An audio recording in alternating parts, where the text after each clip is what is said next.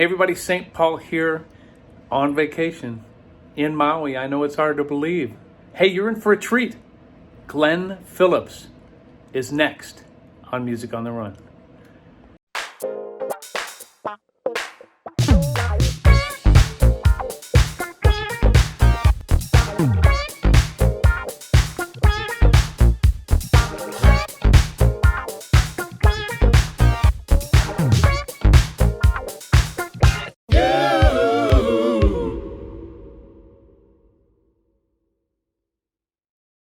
Hey everybody, St. Paul Peterson here. How are you? Welcome to episode 33 of Music on the Run. And you see that I'm not locked in my basement anymore. I have escaped to the beautiful beaches of Maui on a little holiday with my family. And man, let me tell you, it was exactly what the doctor ordered. I'm having such a good time. My kids went home yesterday. They're all home safe. And I'm hanging out for another week is what I'm doing. And I suppose you're wondering, are you running on your holiday? And my answer to that is I've run a couple of times. This week I'm going to get out. I found a great route right around the ocean here. And, I'm just trying to chill out. I'm learning how to relax. I don't even know really how to do that, but I'm pretending. Fake it till you make it, I guess, is what the deal is. But without any further ado, I want to talk about my guest who's on the show today. He's a singer, songwriter, musician. He was signed to Columbia Records when he was 15 years old. How does that happen? We're going to find that out. 18. If my research... Was it 16?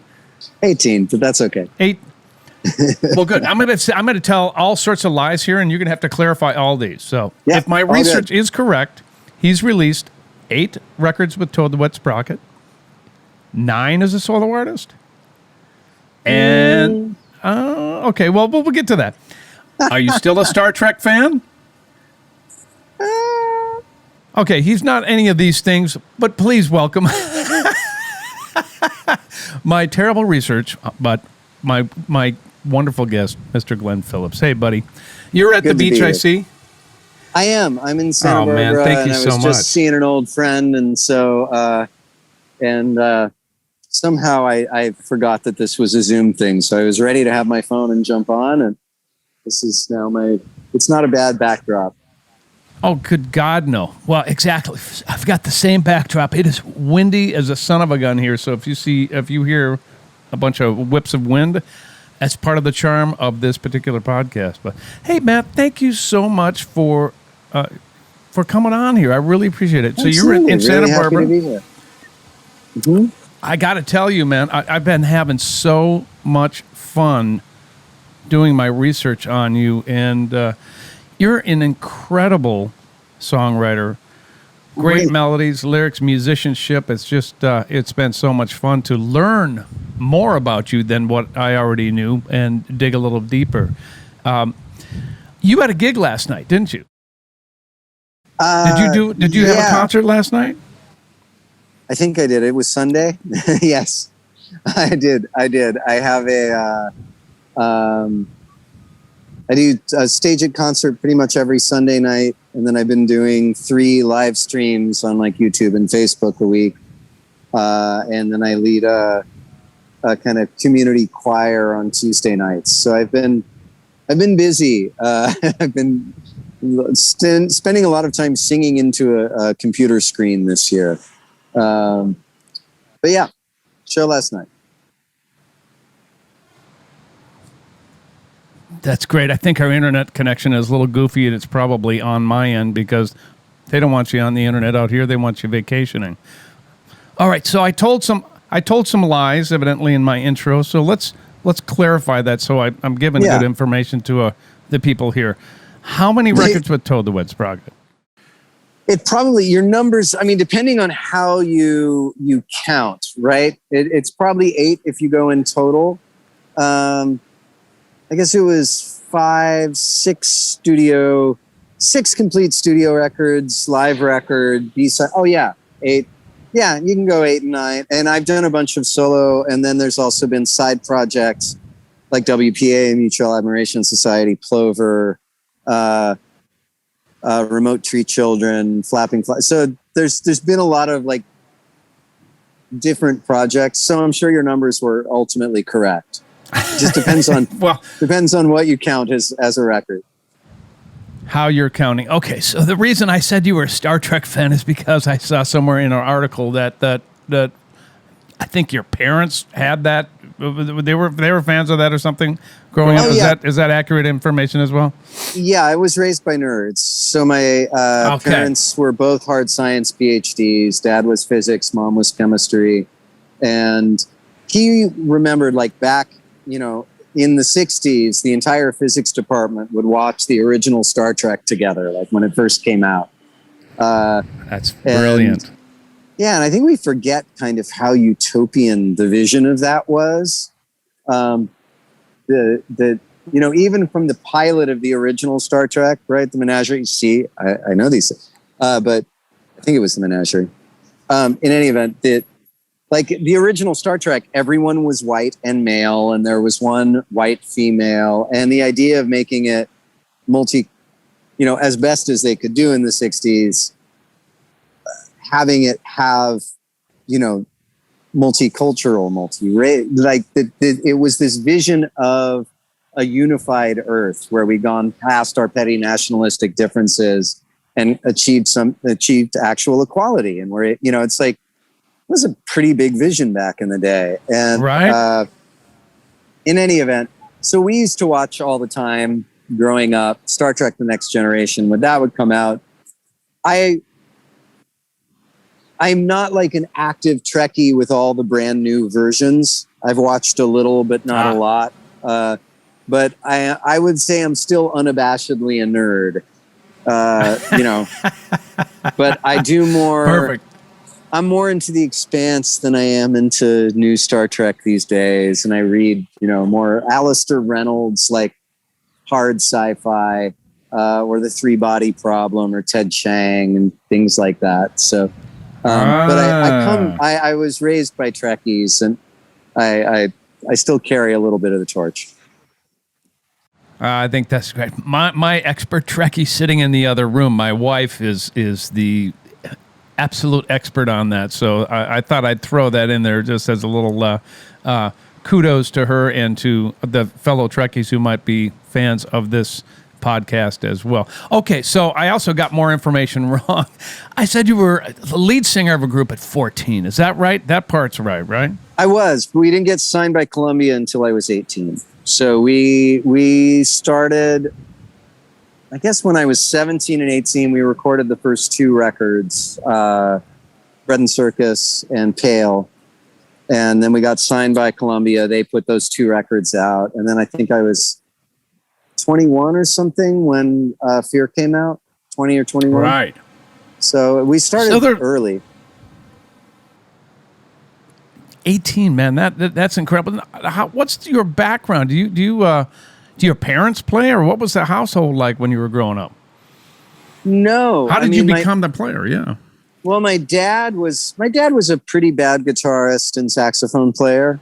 My mom is tone deaf. But my brother played drums and keyboards. He was brilliant. He was like kind of, I don't know if you saw Fame, like he was kind of Bruno Martinelli, right? He was programming synthesizers and right. And he actually went to work straight out of college. He went to Berkeley and started working for Korg, designing synthesizers, and he's been a product manager at Korg for 30 years now. So he's 30 years, close to almost 28 years or something he's worked there. So God, he was a musician and he's brilliant. So I wanted to be like him and play music.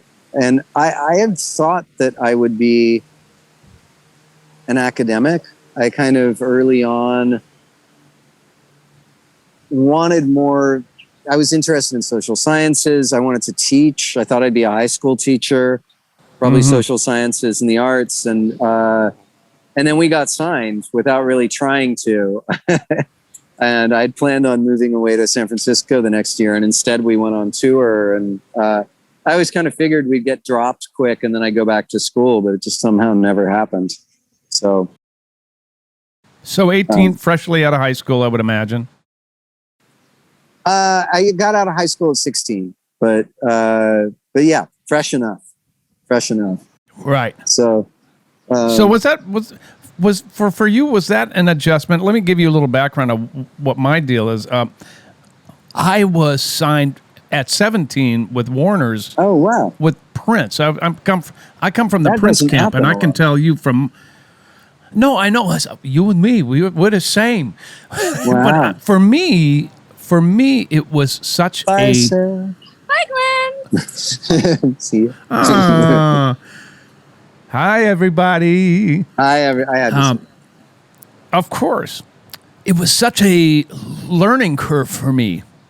Thrust into, I wasn't the lead singer like you are, so I can only imagine. Well, and you were. That you- I can't imagine. I mean, I got Susan Rogers told me a few stories, but the intensity of working with Prince, in and of itself, has got to be like just. Wait a minute. Did you say Evan Rogers? Susan Rogers. Susan Rogers. Okay. Well, I know both those guys. I didn't know that you knew Susan. I know Susan through Geggy Ta. So she Okay. produced Geggy Ta, like,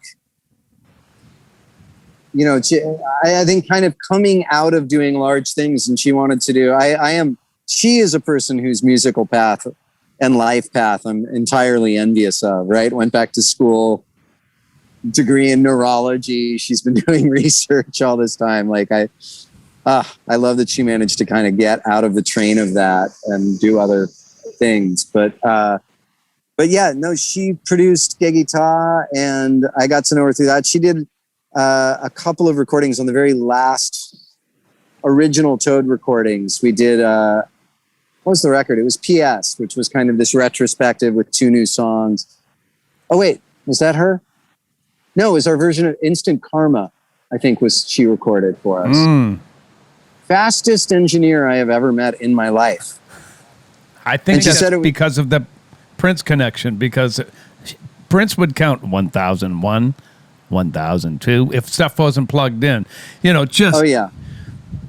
beating on the engineers. He did that, I think, to a string of engineers, and if they couldn't keep up, they'd be gone the next day or during that session. So, And for those of she you who just don't know who learned- we're talking about, Susan Rogers is an incredible engineer who worked on so many records with Prince, and I was lucky enough to work with her as well on the Family record, and she's become a good friend, and obviously Glenn was telling you about all the other things that she has done and worked with him as well. So it's pretty, that's a small world, I can tell you that. Yeah, it was great. She described it as being in the studio with Prince, and if his eyes flickered towards the Hammond, you started miking it, because probably that was going to be you just had to anticipate the next instrument. And so there's kind of constant situational awareness of where he might go next, any cue you could possibly follow to kind of anticipate and prepare. I think that's why she lasted as long as she did. And I think she wasn't even like a tracking engineer, right? When she started with them, she was like there to maintain. She was more of an engineer, like maintenance. Right. But I think you she may knew be how right. it worked and just had the right type of attention for him to recognize her worth. She's brilliant. Also the right personality. She is brilliant. Yeah. She is absolutely brilliant. Okay, well, let's go back a little bit to, so you're signed at 18. Everybody thinks that when you get signed to a major record deal, you've made it. And you and I both know that that's not necessarily true. So tell me a little bit about that journey before you had your hits in 91. Well, yeah, I mean, we had kind of a punk rock attitude. And once again, I think I also just had the feeling, we had a weird combination of feeling like it didn't matter if it didn't work. And also the entitlement of, I mean, I felt that way. I felt like, nobody gets signed and has a hit. Like it didn't seem possible. So I just figured I had also serious imposter syndrome. So my assumption was they'd figured out they'd made a mistake and they'd let us go soon, which was fine. You know, we got to do some touring. It was great. But I didn't have that. I still don't have the ego that usually goes with wanting to do this, or being that, you know, having, I believe I'm a good writer. But I kind of, my mind tends to go to how it will fail. I would be a really good, like, you know, town watchman, always looking for what's going to go wrong, or I'd make a good actuary or something. But as far as like ego, lead singer, it's not the same thing. Yeah, I in any event, just, we started touring, and when we got signed, we got signed like through no fault of our own. We had made our first record, Bread and Circus, for like $600 in a track tome, and like 48 hours to record and mix. Just knocked it out live. We thought that was fun, man. So we were doing another one, and Marvin Etzioni was producing it, and his manager worked at ASCAP, and he had a copy of the first album. He gave it to this guy, Nick Terzo, who I'm still friends with. Nick started dubbing off cassette copies and sending them to A&R people. And we'd never met the guy or talked to him. And no way. Yeah. And then Vicky Hamilton at Geffen liked it, and she started talking it up. And the next thing we knew, we had 8 majors like bidding on us. And literally, we had never sent out a demo. And so at that time, Columbia Records was like, Donnie Ienner was new there, and he was trying to show that they understood alternative and college music, and that they could do artist development. So he signed us on, and they were the only record company that said we could have complete creative freedom. And so, I mean, we went with them. They licensed the first record for, I think it was $50,000, and the second record for $75,000. I mean, which, you know, it's a lot of money now for a record deal. Yeah. More than I have. Yeah. But in the day, like, you know, MCA like offered us, I think, $1 million. And so we were like, we wanted a high percentage, but we were like, we're going to earn what we make. We don't want to owe. We want to, you know, we did a publishing deal that was more lucrative than that, but it was not more lucrative than the MCI deal, more lucrative than the Sony deal. But, but we wanted to work for what we earned, and we didn't, you know, we had this like, so for Columbia, it was like, cool. We were cheap. We didn't cost them anything. They made their money back pretty instant. You know, it's like, and we worked really hard. We toured really hard. And so, yeah, we didn't do like the big deal. And every other company was like, well, yeah, we want to sign you, but we want you to, you know, choose the best songs from those 2 albums, do a real studio. And instead, we got to go on the road for like 3 years and learn how to be a band, grow up a little. We got solid on the road. Like, we didn't know what we were doing when we started. And we played like 2 gigs in LA. And so we got to develop and take our time. And, you know, and I appreciate that our management pushed us in that direction to like go slow, you know, don't go out of the thing and try to have a hit. And even when we put out the third record, Fear, it was 9 months before we had a single that hit. No kidding. That doesn't happen anymore either, right? We'd been on the road for 9 months. We were doing okay. And the company, they just let us be out there. And it was not even our A&R guy, but our product manager, Tom Gibson, who like believed in All I Want and was like, let's try one more song and see what happens. So 9 months, you know, our overnight success was 9 months into our third record. I wonder if because you made the decisions you made, striking that deal and not being greedy with the advances, if they were like, you know what, these guys, you know, they didn't go for the big money, and we actually want to invest in what they're doing. I wonder if on their end there was some sort of a psychological and or actual belief in what you were doing, God forbid, to encourage them to hang on, because I know a lot of friends, especially in the early 90s, who was like, would take the big money, and if that first single didn't hit, they'd be like, sayonara, you're dropped, we don't see a future in you. So your situation seems to be quite rare. Well, and between Tom Gibson, our product manager, and partially the fact that we were just cheap. We were so cheap.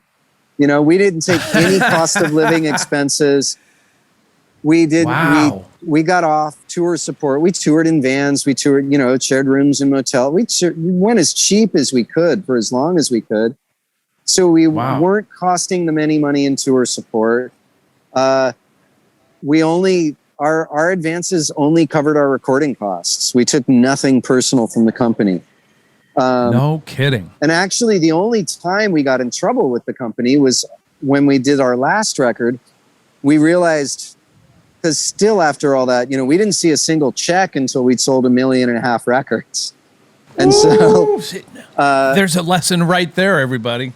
that's why you take the advance. But when we took a bigger advance on our last record on Coil, then we didn't have the freedom anymore. That we had to have the single. We had to work with the producer that Donnie, you know, you can't play that game halfway. And so we were allowed to do it our way because we weren't costing them anything, and we were making them money. And also we had our A&R guys. We had Ron Oberman and Nick Terzo, actually, and they let us do whatever we want. And then we had we had Chuck Plotkin was our next A&R guy for the Dulcinea album. He produced Springsteen and Dylan. Yeah. He said, like, literally his job was to protect us from the radio guys. And so we had an A&R guy, like, he left us completely alone. I remember he came in and listened to mixes of that album. And he listened, he took his glasses off, and he's like, wow, this is a wild stew. You could tell a lot of different narratives with this. Like, what's the journey you want to take people on? Like, what's the emotional process you want to put them through? He didn't say a word. He's like, the radio guys will figure out what they want for the single. Like, how do you want to make people feel? So he just wanted to talk about Chuck Plotkin, man. He's a legend. And so, and I think they fired him because of it. But he wasn't playing the game. Yeah, we lucked out. And then, like, our next album, we had a more typical A&R guy. We'd taken the money. We hadn't worked with the producer that they wanted. And I remember him coming in and crossing his arms and listening to it. And he would hear every song and he'd go, eh. And he heard one song and he went, could be a single. And that was his only comment on anything. And then he just left and went back to LA. And we're like, oh God, this is why you don't take the money. And right. And we kind of knew it was over at that point because we never learned to play the game, and so it was. But we had a really good ride. But I mean, it was crazy. We just got to do everything we wanted to, and it actually worked. So, but part of it is we treated it like it was an indie record, an indie label. And the thing about it was an indie label with the most incredible promotion setup of any label in the world. Like, every town we went to, we would get up in the morning and there would be a radio guy and there would be a promo guy and there would probably also be a college rep. And so we would go do at least 2 radio stations a day. We would do an in-store. We would probably... You know, because of politics, you couldn't do 2 in-stores, but we would shake hands in another record store. You know, retail and radio meant something, and it was right during a period of deregulation where the formats were really open. So we were getting played on, like, multiple formats, and they worked us ragged. They worked us so ragged, but like we would never have broken unless they'd done that and unless we'd been willing to do it. So we were really lucky. So the big machine worked for you. Absolutely worked. It really, that is incredible, because sometimes I hear I hear the opposite, but I'm so glad that worked for you. And what? Oh yeah. And the reps were awesome people. I mean, but once again, they worked for it. Yeah. The local reps, I mean, it was their whole regional Sony system was unparalleled, you know? And I hear people like, I'm friends with people who are like, you know, in that, like, my friend Hale Milgram, he was like president of Capitol for a while, and he talks about Camelot, like the old Mo Austin days, like, or you know, when Warner, when it was like, let's be a successful record company, not by pandering, but by teaching people how to love great music, right? Right. This golden age. And I mean, and I think it's why the people who did the best in the label system were also people like Prince or Tom Petty or Springsteen, who just were freight trains, who you could not tell them what to do. They would not play your game. And dropping them wasn't going to stop them, right? The only thing you can do with a force of nature like that is either get out of the way or jump on board, because you're going to lose if you go against it. And we were not that. So the fact that we had this really embracing environment was really lucky. I mean, we would have been dropped in a year, any other situation. So you had an incredible success with that record, and congratulations, by the way. What a fun ride that must have been. Was it fun for you? Did you guys have a good time doing that? It was fun. Once again, I was plagued with imposter syndrome. Will you explain that a little bit, please? Just because I think that's something that could be a teachable moment for people who are up and coming and people who don't understand the music business. It happens a lot with success in general, and I think a lot, especially with people who are successful quickly, or if you don't have like kind of that incredible ego and ego, positive, negative, whatever, but like that solid footing, right? Like that center of balance. Imposter syndrome is basically this thing of like going, you think I'm someone else. I'm not supposed to be here. Like, what are you all cheering? Right. These songs aren't that good. I'm not that great a singer. Like, what the fuck are you, like, what? Yeah. You got it wrong. And it was this kind of constant panic that people were going to figure it out. And you see some people where you can tell, even if they still continue to do well, where I think you see shades of their panic underneath their public persona, right? Right. But, you know, there's surgeons who have imposter syndrome. It's not an uncommon thing. And part of that even goes, you know, the Dunning-Kruger effect. Have you heard of that? I have not. Dunning-Kruger effect, and I feel sorry for Doctors Dunning and Kruger, because their legacy is this research that talked about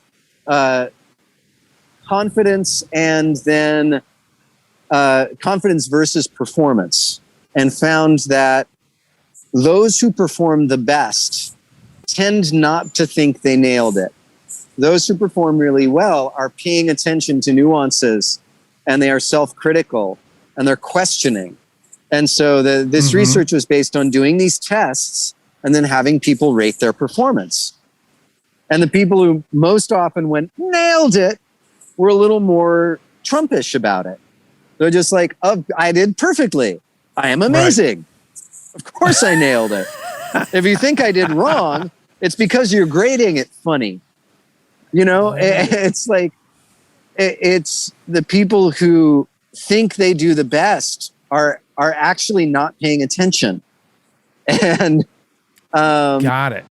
And so that there is a certain part of the curve where there's some people who are like, I didn't know the answers to any of that. Like, sorry, like, it's not an absolute correlation, but there is a definite curve of, performance versus versus self-confidence. And so a lot of people who do well, once again, and I think even being a songwriter, it depends on what kind of song you write. Most of my songs are about questioning yourself and being uncertain and feeling small and vulnerable and emotional in an uncontrollable world, right? And so, wow. So that's actually who I am, and so, I think, yeah, I always felt like when we were successful, I was sure it was going to come crashing down at any moment, and it eventually did. But was it debilitating for you? Somewhat, yeah. It was really hard. Okay. And I talk pretty openly about depression and anxiety. It's like I've fought it my entire life. Seen that. I'm wired that way. And also, I think what that comes with is partly what makes me a good artist. And my art, once again, doesn't speak to everybody. But no, let me interrupt you and say I totally agree with that statement. I have many incredible songwriting friends who are a lot like what have the feelings and emotions and vulnerability that you are saying that you have, that are my most brilliant songwriting friends. They feel everything, and they're able to write about that, and that's part of their therapy. And I commend you for being so open about that. I think you've helped a lot of people out, man. And that's, I mean, as far as purpose goes, that's part of it. Like, my job is I crack myself open to help other people crack themselves open. And, and I think there's a lot of, I think of it in terms of I have strong emotional headroom, right? Or high emotional headroom.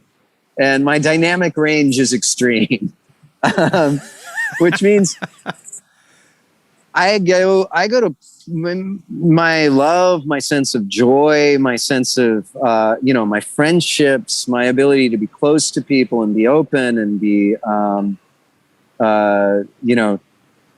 empathic is really, really high. It also means the hard stuff is big. And I think the job in that for me as a person is not to try to squash that. I don't want to put like I don't want to push all the buttons in on an 1176 and like just, tamp down all the dynamic range. Right.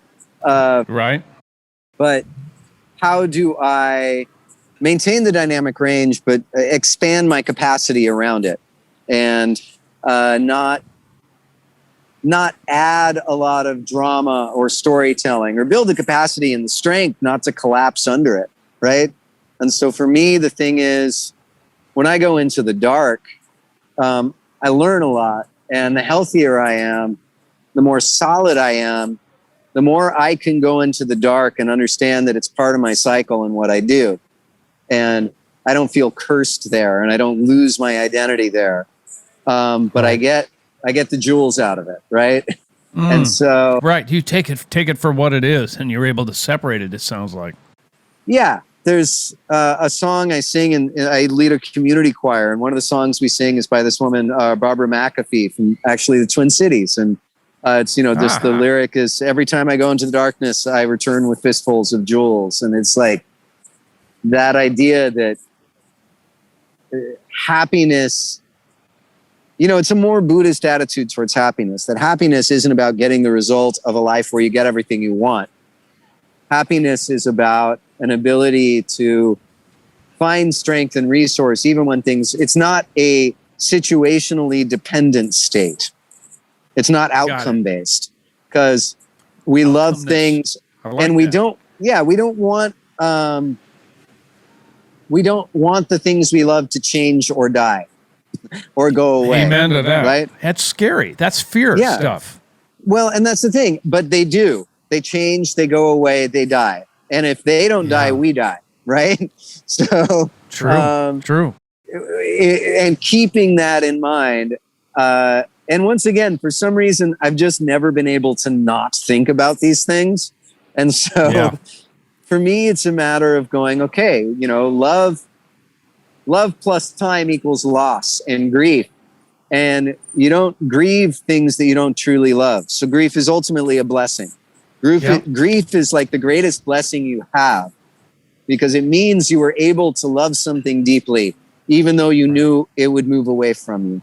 And like, it takes a real bravery and a real strength to love wholeheartedly in the face of inevitable change. And so, I mean, keeping that in mind, it's like every tear is a gift, right? And it doesn't mean it's a pity party.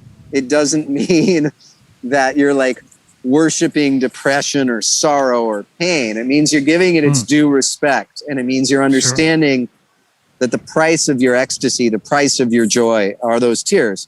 And that you can hold them in a way that you don't collapse under, that doesn't destroy you. And so, like, that's the stuff that really moves me. And that's more and more as I get older, I realize, like, I've been doing work that is increasingly like less like pop music and less like, it's become a very personal thing. And so it's interesting. Like, I think all songs serve people. And frankly, something I learned through doing the choir leading as a person who specializes in sad or kind of wrenching music, that singing joyful songs can bring you to joy just as easily. I suddenly learned that, oh my God, writing a song about joy takes me there. It's like so much quicker than writing a song about mutual sadness. But there's room for them both. Talk to me a little bit about that's fascinating to me, because you've taken a focus now and a new purpose, it seems like, in leading sing-alongs with choirs. People might look at that and go, well, now that's an interesting choice. Why do you do that? It's some weird hippie stuff. Mostly because I love it. Well, that's a good answer. Yeah, because I love it. But I mean, the reason I love it is because it is, I'm trying to think how to describe this. I'd been talking to friends for about 15 years about finding non-performative modes of music, right? And I love mastery, and I love the exquisite things that a very tuned musician is capable of achieving, right? And when you talk about mastery as well, it's like you can see it even on stage. There are people, you get to a point where you can play well enough, feel well enough, sing well enough, be intuitive and facile enough that surprising things can move through you. And musicians who aren't just bound by their ego, they know they live in service of that. Like you become masterful in order to disappear and become a conduit for something, right? Ooh, and wait a minute, say that again. Whoa, that's everything right there. Yeah, like you don't do this so that you can have the audience look at you and go, oh my God, that was incredible. Like, that's a really small goal. That's dancing monkey stuff. Like, you do that so that you can disappear at a really high level, and that what you do is so transcendent that the audience is carried into that same egoless state that you are, right? And that's what the masters do. they don't exist except as a conduit when they're operating at that flow state. And the good thing is, if you're able to do that state, you're probably also able on a bad night to be confident enough that everybody has a great time, right? But the truly transcendent moments, the transcendent moments is where you aren't there and you're as surprised as anyone about what's occurring. And you're doing it to see this beautiful thing. And once again, it's another thing about love and transience. The second you do it, it's gone.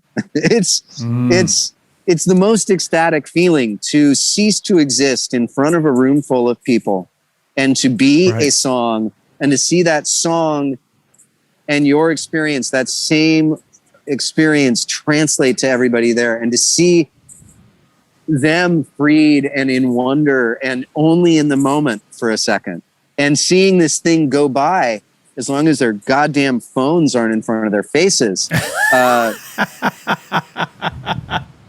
how true. Feel that like, that's the thing. It's like there are places that you can get in prayer, in like a difficult yoga practice. People do it in exercise or in martial arts or in meditation or with psychedelics. You know, like, these are places where you are only in the present tense, right? And that is the most precious experience we can have. And that enlivens us and feeds us everywhere else in our life. And so it's a total gift. If an artist can do that and it translates, if they're masterful enough that it translates, they can take the audience there. And once again, as long as you keep your fucking phone down, you can go there too if you're in the audience. And so and it's gone immediately. And it's the best thing. So backtracking, I've been thinking for about 15 years, like kind of about the history of music, and that performative professionalized music. I mean, it's been around in some form or another for a while, but for most of human history, everybody sang, and everybody sang pretty much whenever. People sang when they worked. People sang when they ate. People sang when their crotches got hairy for the first time, you know, rites of passage. People sang at the fire at night. People sang to the plants and animals around them, and to the sun and to the night and the directions. And it wasn't something that only the shaman did. It wasn't something that only the best voice in the village did. And the songs were owned by everybody. And they changed, right? They were communal property. And so there's something in that experience. And so I got off on a tangent when I was talking about mastery, but there's a mastery thing for anybody to be able to sing and lose themselves. And I just kept thinking of like, I love performing, but I feel like not only musicians should have that experience. And so I was asking these questions, and then I kind of, through a couple of friends, through a friend, Lisa Littlebird is her name. She's a song leader up in like the Carmel area. And I found this whole community, Barbara McAfee's in Minneapolis, St. Paul, this guy, Lawrence Cole, he's like 83 years old up in Port Townsend, Washington. This network of people who are leading these choirs. And the one I do is just, it's a drop-in thing in a living room. And it's, there's no audition. There is no, in my case, no performance. And the songs are designed even so that non-musicians can learn and sing them quickly. They're mostly like 3-part intertwining, like contrapuntal melodies. It's easier for non-singers to hold a counter melody than a harmony. Harmony like really messes people up. So the songs tend to be very short form and repetitive and layered. And I would say they're a little bit like kirtan tradition, which is like more of a yogic singing tradition. Those in that they're short and repetitive, but that turns into a kind of breath work, right? You start singing together and you start breathing together and remember. And I think for non-singers, I mean, I've had musician friends come in and they get really bored by this kind of music. Right. But for non-musicians and some musicians as well, it's like, it's not about how great it sounds or it's about excellence. It's about singing a really simple song for maybe 5-10 minutes and going really deep in the repetition of it. Even Philip, like Philip Glass, right, talks, or Stephen Reich talk about, repetition, like Philip Glass, these tiny segments, but what happens if you repeat it 100 times? Like, it takes you somewhere differently. There's different patterns and changes that you notice and that emerge. And so they're very simple songs, but they allow non-musicians to hit those same states where, like, you can see the rapture on people's faces, and especially getting people who've been shamed their entire life about, not having a great voice, being encouraged to sing, being invited and being allowed, or people who had that in church, but maybe they're not going to church anymore, and they miss singing in church. That was the thing about it. Like, that's where they found God in church, was in music. And allowing them to pray in that way again and not have to swallow any dogma. So for me, it's been a really profound experience. And it's not for everybody, but for some people, they're like, I've been looking for this for 20 years and I haven't known what it is. And it's a lot of older people. It's a lot of people who are in the 50s or older, and they're not needing to be cool anymore. And at this point, they're over their shame and they just want to feel good. Right. Like, because I remember when I was a kid, when I had the house to myself, I would clear all the books off of the coffee table. It was a good, strong wooden coffee table. And that was my dance platform. And I would turn on like Studio 54 or Soul Train, and I would dance my ass off. And like, I remember when I saw disco, it's like they were free in a way that I could only dream of being, like the way I saw it. Like, they were fabulous and feathered and colorful, and they were so free. And like, I wanted to be that free all the time. And at an early age, I got shamed out of dancing. I had a couple people shut me down permanently. I'm with you on that one. And you were with Prince? I guess you got to hide. Well, I was the longest, lankiest, not grown into my body white dude you've ever met in your life from the suburbs, and I got thrust into something completely different. That's amazing. It's crazy. Oh yeah, I mean, we got story. Well, now we're friends. We'll talk offline about that kind of stuff. Yeah, but for me, like, this is getting back to, as an adult, I've reclaimed dance for myself. I don't have to be sexy. I don't have to be young. My body loves moving, and it's just this ability to say, like, fuck it, I want to dance. And these other people who go, like, I want to sing. I don't care if it sounds bad. Like, you're giving them freedom. You're giving them their childlike attitude back. It sounds like you're creating a whole community based on freedom. Well, and I think one of the sick things about our culture is that we take, and once again, this is going to sound hippie, but we take these essential medicines of human experience and we commodify them, and we kind of turn them into poison. You take a medicine and you can turn it into a crappy pharmaceutical drug, right? And so there's a lot of commodity music out there. And what we don't have is this thing that I think we evolved to have is, it's amazing. We live in houses next to our neighbors who we never see, and we listen to our songs through screens and speakers, and we hear our stories through actors instead of hearing them through storytellers and community. And like, I think there's some part of us that needs this, and when we have an opportunity to reconnect to it, it brings us back to life. And so I've been trying to figure out, like, so what are these ways of, And I've been not just trying to figure out, but really finding the communities that are actively already trying to answer some of these questions and making some really beautiful things happen. And none of them are sexy and young and pretty, you know? Yeah. They're older Right. and more awkward and more embarrassing. And a 20-year-old would just look at them and go like, this is nighttime at the old folks home. But what I've realized is those images of like all the old ladies doing samba and singing, they are free. They are free and they are happy. And they are allowing themselves to do that because they're old enough not to give a damn anymore.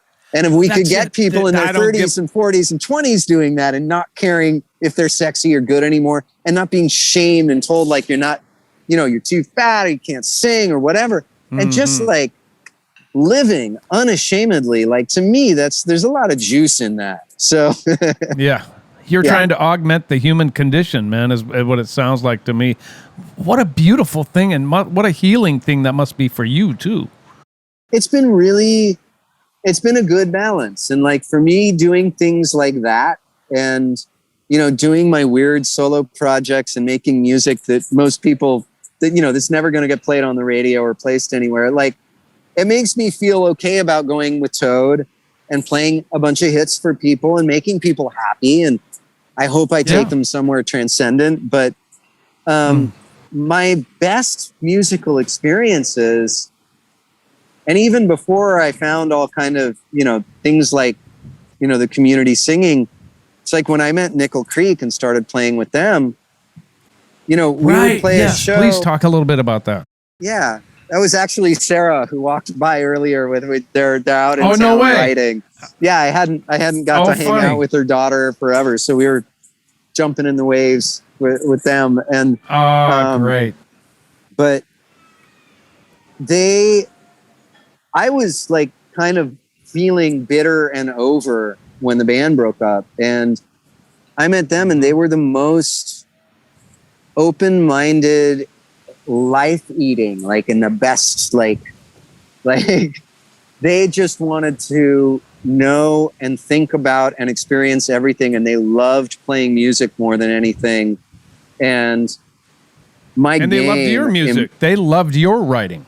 Yeah. And I mean, I had to improve as a musician, and they were so gentle with me as a musician and as a human being. I worked so hard just to keep up and not mess it up with them. And they were so generous and gleeful, and even being on tour, so unjaded. It's like, you know, every town it's like, hey, we got to let's find a local coffee shop. Like just right. There's a museum like 2 blocks from here. There's, you know, they were so in love with life. And they really saved my life. Like, I don't think that's overstating. Like, and also just these playing music for the joy of it. I was in a band that we didn't really play when we didn't have to. And that idea of, you know, even practicing, like with all of them, they love to practice. Like, you know, and I can go off about, you know, practice is about, it's that same flow state I talked about without the audience, right? It's you and your instrument and pushing your edge. And your edge is different every day.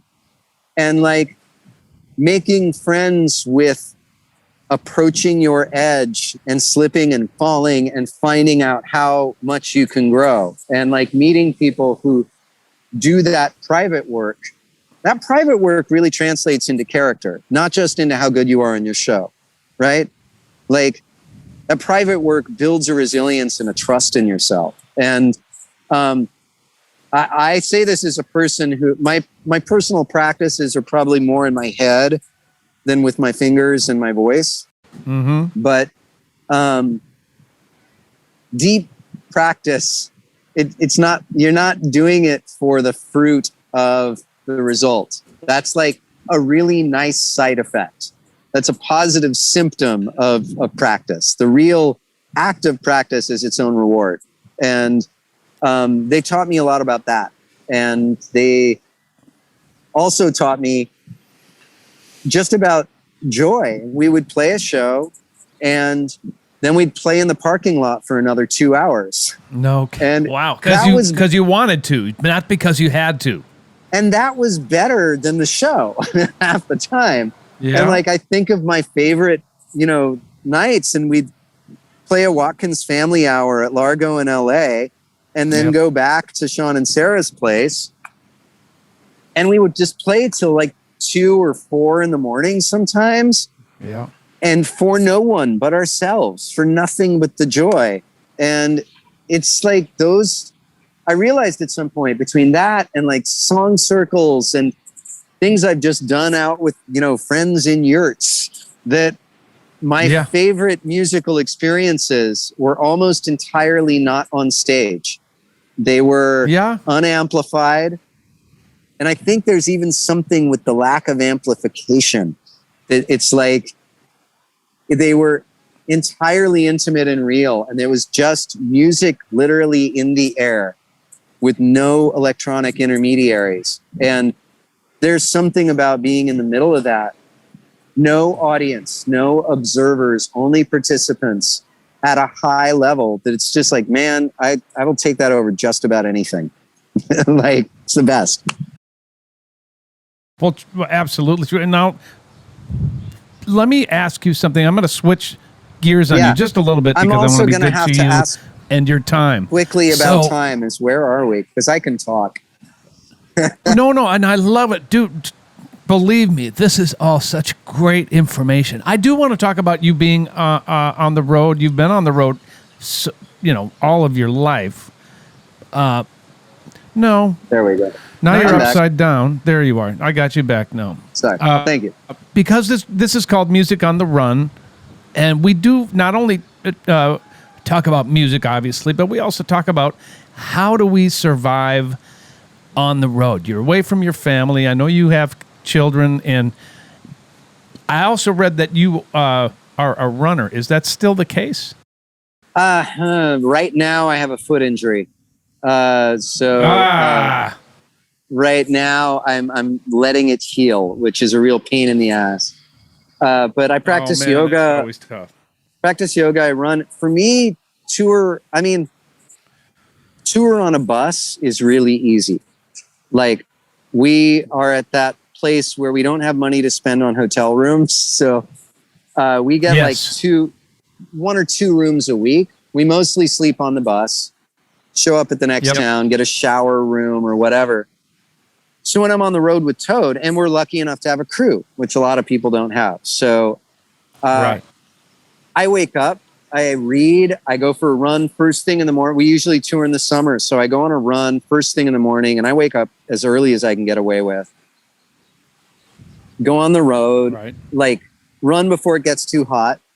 And I'm like 3 to 5. I found that if I go far beyond 5 miles, I don't remember lyrics. Like, I have to I can't run too far. I was getting really into going like 8, 12 miles, and then I would start forgetting words at the shows. So I can relate with that. So I don't push it like super hard. I run most days. I also like to do yoga. But I read, I take care of myself. Like, I use the day to kind of be really healthy.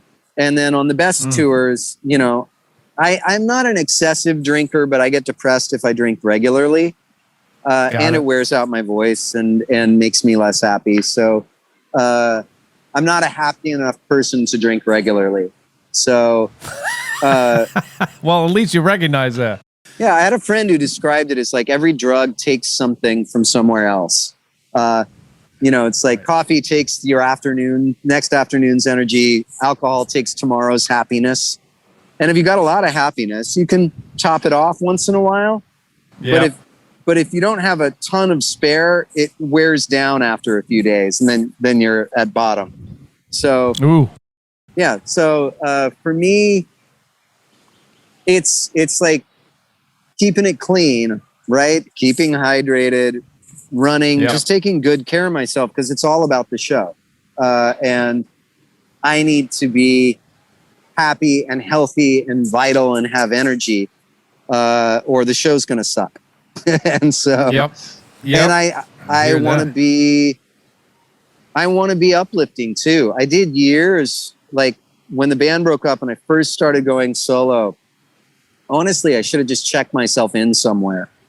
I went on the road for years, resentful and depressed and like kind of suicidal. And, and I remember getting letters from people saying, you clearly don't want to be here. Don't waste my time and money. And, and I lost a lot of audience and a lot of opportunity. And, you know, I had 3 young kids at the time. I was freaking out. And so I felt trapped and I went on the road. But honestly, I should have like literally checked myself in somewhere and got my head straight. And so it can get really dark if you're dark. And the problem is your audience knows it. And so like mental health and care, there were years where it was hard with the band and I would go into intensive therapy before tour because I would get so anxious and wound up. And I would go for the sake of myself and for the sake of the audience. Because if I'm unhappy up there, the show is not going to be good. And and it's a really good reason to be healthy, right? What a great reason. It's like if I'm doing okay, I can lift a lot of other people's spirits. And if I'm not, you know, there is the thing where sometimes you're having like a really hard time, you get some bad news, and then the audience is like, wow, man, you were really feeling it tonight. Like, but then again, I've had nights where I was just like having digestive trouble and and they say the same thing, like, God, you were so, it was incredible. It's like, well, it's not what you thought it was, but I appreciate it. So it was that last burrito, that veggie burrito. Really, the Indian food. I don't do Indian food or Thai food before a show. I love Indian food. So the other thing for me is like on solo touring, I'm often by myself or I'm with one other person sharing a hotel room because my touring is small. So I am in a compact car, driving usually 4 to 6 hours a day, you know, sometimes 2 if I'm on the East Coast and I'm lucky. And in those days, it's just about getting it done, right? You got to wake up early. You got to get a run in first thing, or you're not going to get a run in. Get on the road. Like when I go home, I'm really unstructured, but solo touring, there's no choice because nothing is optional. So it's like, wake up, run, drive, load in, get a little something to eat again on the way. Maybe you get to the hotel before the show if you're lucky, but probably not. Eat, but not too close to the show. And then in my case, once again, you play the show, you set up the merch, you settle out the show, you pack up, you know, sign stuff and shake hands. Like with the band now, we have a VIP, so I meet people before. I don't have to thrash my voice. The VIP has been great. I'm also more tense when I'm with the band and the songs are in a higher register. So I really have to look after my throat more. Solo, it's less people and it's less time. So I still try to do the after show thing. But as time goes on, it's just more. And frankly, when I got divorced, like when Toad went on tour, I started having panic attacks after the show. And we were the band that would stay, we would stay for 2 hours, 3 hours some night. I mean, we would be there at least an hour after every show, shaking every hand, being there for the very last person. And that was like, that was the other way we built the band. We always hung out after the show and anyone who showed up was welcome. And so, so now I have to protect myself in some ways psychically and in some ways just time-wise and throat-wise. I just noticed if I did the after show, my throat was screwed up. So, I mean, mostly on tour, it's like it's making sure you get the run in. making sure you do something that is outside and strengthening your body, right? And like I took a psych class last fall. It didn't seem like negative stress, and I think the term is eustress, EU stress, and eustress is positive stress. It's like when you make a muscle stronger, right? Like when you practice at your edge, that's eustress. That's like pushing forward through something stressful that makes you actually improved and happier. And so, making sure as much as possible you do your run, or at least you take a walk. You know, if the meal is provided at the venue, then I will eat at the venue. Otherwise, I always go for a walk. And actually, if it's a crap meal, I eat somewhere else, because I'd rather have something good than something free. But I always, with Toad or with, I don't get like ordering in and staying in the venue all day. I always walk. Like, you know, you get to see a town, you get to have something new to talk about. You get to people watch, you get to check stuff. It's the other reason I run is like, you know, you go to San Antonio and the band's like, man, there's nothing to do here. It's nothing. I'm like, are you kidding? You run on the river? Go on the boardwalk. Run on the boardwalk. Exactly. It's awesome. It goes on forever. It's like, what do you mean there's not like, and the good thing is most venues are close to a river. They're like close to downtown. Therefore, because most towns are on a river, they're close to water. And most days I find my river and I run it. And so solo, it's harder just because the margins are tighter. And, and I have to watch my voice. If I'm with my opening act, I'm usually got like somebody with me in the car. And I got to watch my voice because I like to talk. And if I talk for 4 hours in the car, I can't sing as well. Yeah, you're in trouble then. Yep. So lots of podcasts and books on tape. But it's more, it's just like, get everything done, put your health at a premium, and put experience outside of the club at a premium. You know, be able to just enjoy walking around neighborhoods, people watch, check out, you know, sit down at a local coffee shop, check out a museum if you have time, like say yes to the experience of being out there, because you're really lucky and rich. I mean, Toad played in Tokyo back when we were young, so I'll forgive him. But like, we never got to go back to Japan. We did like one showcase. And I remember like the company took us out for like a soba dinner and a sushi dinner, I think. And the band, two of the guys, there was a steak place at the hotel. The rest of and they did eat there. They ate every meal at McDonald's in Tokyo. Of course they did. That was what you did when you were kids in Japan. Though. Yeah. That was the thing. I can't eat any of this food. Oh my God. I just like, but I went to I mean, maybe I'm weird. I'm like, I heard natto is something that people don't like. I want to try natto. Like, I want to try that. Like, adventurous. Like, give me I want to experience something different. And like, it's such a gift to ever get to try out anything different. Like, you know, that's the thing, eat life, like in all ways. It's true. Yeah. You know, don't, So. Man, that's good. That's good word for the road. That's an interesting perspective, and I love the way you boiled it down for the different touring when you're with Toad and when you're by yourself. I mean, you're the guy on everything on a solo tour. I would say like the other thing that having the band teaches me, I mean, and having another person, my God, it's such a gift. It's amazing to have one other person on the road. Having with Toad a crew, having people to help. Like, I thank my guitar tech every time he hands me a guitar. It's like, because I don't have a guitar tech most of the time. I understand, and once again, depression is in large part about ingratitude.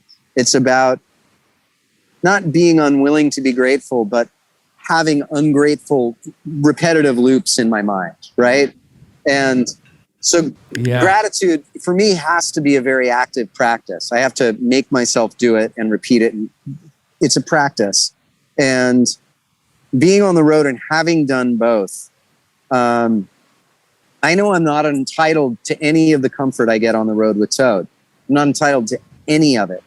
And I know how to do it all by myself. And I've had years with no record company, no manager, doing my own website, like literally doing everything except tour managing.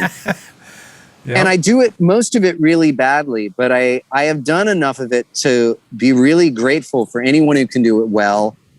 And even to have anyone else ever want to do it or help with it. Like if you have help, you're lucky. And most musicians, I know musicians who are way better than I am that carry all the weight on their own shoulders. So like, and the fact that you have the gratitude to simply play in front of an audience who wants to hear what you're doing.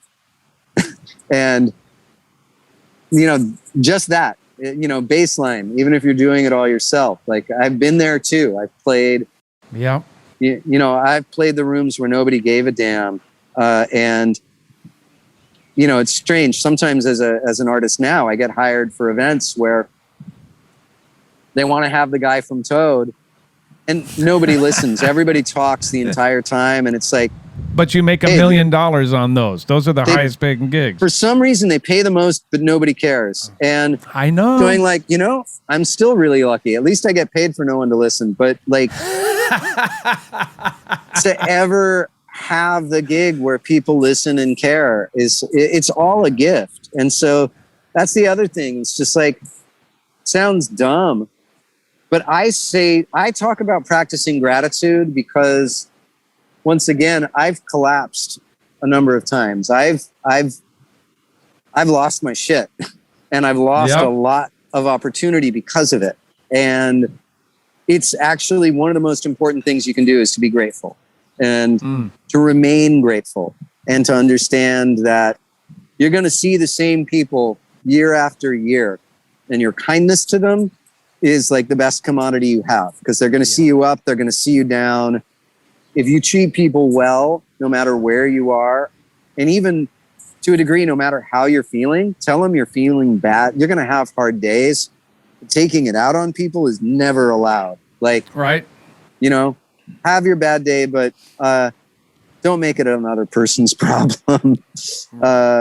You know, and, you know, don't even make it your audience's problem. It's like, you can be honest about it if that's the type of show you do. Luckily for me, that's the kind of show I do. But I can also be funny about it, and I can be revealing and open about it.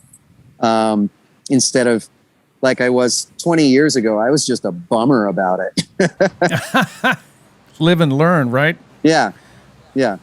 You know, I want to commend you on some of the, during the research that I've done on you. I've watched several of your Facebook Lives and what you're doing for the community. I've seen you raise money for many different things, and I think that is such a cool way to give back and to set an example, not only for your fans, but for other artists to go, I have a platform and I have an opportunity to share, you know, whatever you have to be able to raise money for such important causes, not cost, causes. Yeah. And I just wanted to commend you on that, because I think that is really incredible. And you don't have to do that, and you choose to do that. Yeah, it felt natural. Can I ask what time it is? Only because I have to bounce like by 1:30, and I know I'm talking a lot. It's 11:20, and we are going to wrap it up in the next 30 seconds. Okay, great.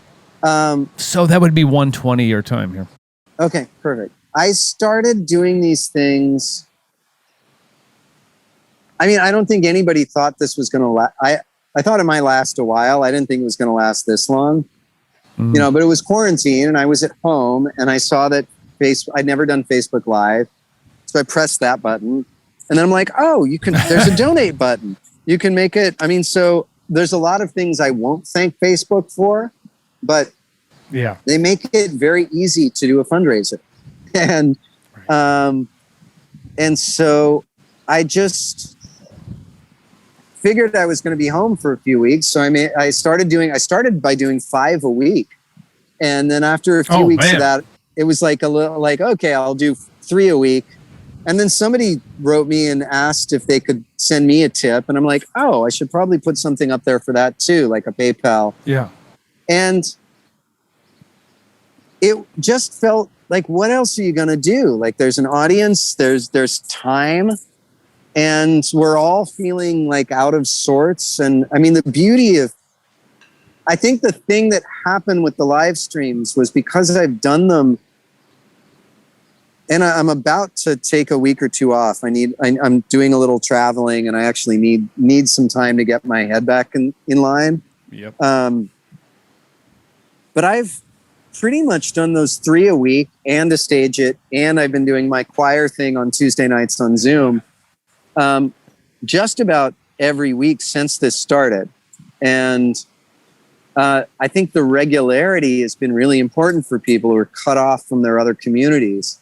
And it's been a beautiful thing to see the way, like, everybody they know each other. They know what they're going through. They know whose parents have passed away and who's had COVID and who's had surgery and who's having a hard time. And your community.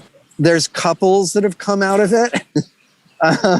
Like, a few people met in the chat and fell in love and they're like living together now. Like, it's been a really beautiful thing to see something kind of authentic come out of this strange thing. And it's mostly, I feel like I'm the,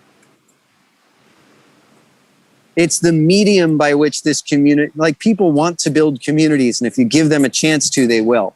And so these people have been able to build this and feel and do good. And even if, sometimes they can't give anything, sometimes we raise a lot. There was one of the people coming to the things had a brain tumor, and we got to raise a bunch of money for him. And like, wow. It's less than it was at the beginning because it's been going on so long, but sure. And I like that it's been kind of homespun and not, there's been no promo. It's like, I make the graphics, I set up the shows, it's like, it's not, there's no like third party promo for any of it. So, I mean, Lady Gaga could raise 10 times as much as I've raised, in 10 minutes today. But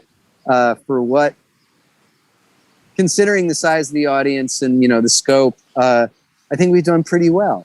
And we've made something really beautiful. And it's felt really good. And for me, I think it's also felt like this opportunity to try to create a smaller, like once again, I'm going to sound like a hippie, but like a non-transactional economy, where I get to give something that's generous and free and use it as a device for more generosity for people. And in the process, those people have actually supported me this year. Right. And without a price tag or a ticket or a tip jar, just like, if you want to send me a tip, you can.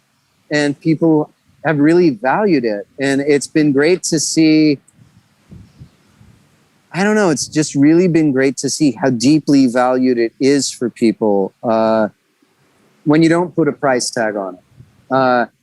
And when they see that I'm giving and that I'm showing up and they're doing the same for each other and for the causes and for me. And it's like, it proves to me something that honestly also in this era, I felt I really needed proof of, which was that people are generous and non-transactional, and that's actually something that gives us the most joy and purpose. And so for me, it's like a social experiment, and I feel like it's been really positive. And it got the result that I would have hoped it would have.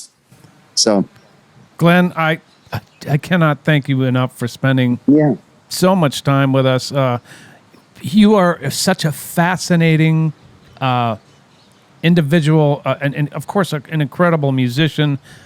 The fact that you are sharing your journey, with your struggles and how you've dealt with them.